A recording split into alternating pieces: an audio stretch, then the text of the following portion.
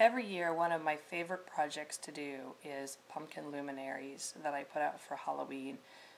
I line the sidewalks, I line the driveway with the luminaries, and it's a lot of fun. And because I make them, I can put out 20, I can put out 30, and really light up the walkway for children coming to my door to get candy. So I thought this year would be a lot of fun if I made a tutorial with a PDF pattern on how to make them so that you can do the same thing. The first thing that you need to do for this project is go to my blog, and there's a link to download the PDF pumpkin pattern, and it looks like this.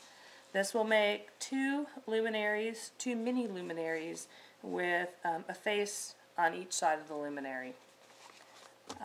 You also need to have some fabric paper, and you can get your fabric paper at any craft store or any sewing store, fabric store. It is a little expensive. It's about $2 per page, and they come in small bulk of 5, 10, 20 sheets.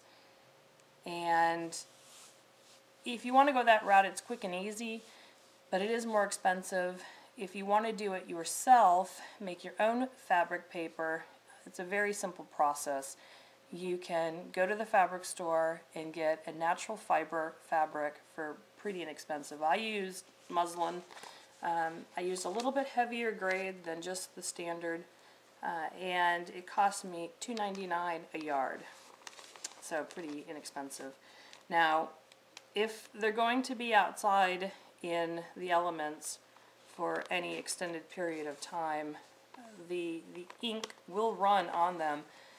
I have a finish that you can put on them to help prevent the ink from running, and I'm not going to post that here, but if you want it, it's really easy to do with items that you can just pick up at the grocery store.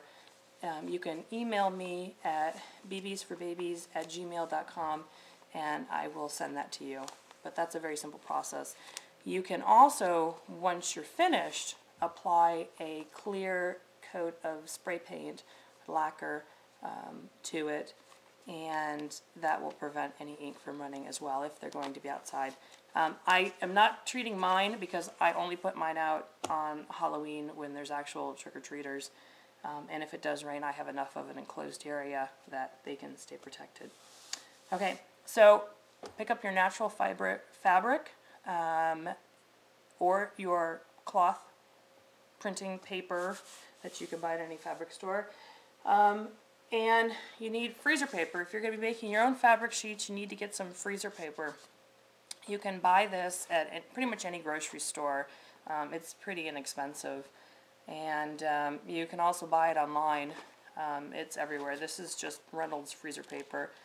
One side is got a bit of a sheen on it, and that is the side that we're going to be applying to our fabric. You can pre-wash your fabric if you like. You don't have to. I didn't in my case. Iron it to the shiny side of the fabric paper.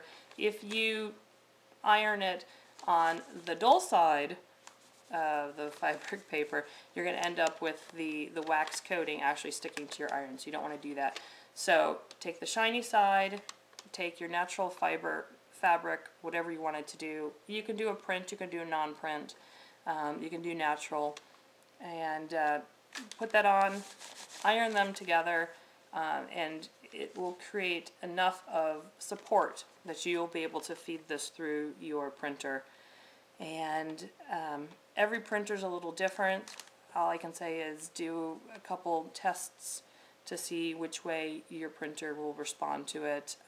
When I do these, I can't have any additional paper in the tray to feed through my printer. It doesn't work. It gets jammed up. And my edges have to be perfectly flat. They can't have any curl to them at all, or they won't go through properly. So just play with it and do what you can.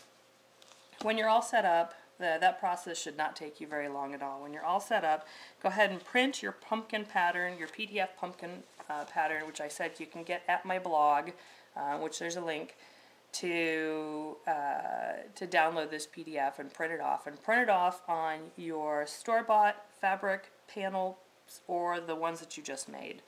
And what you want to do is there's a gray line right here that you want to cut. Okay, you don't want to cut lengthwise.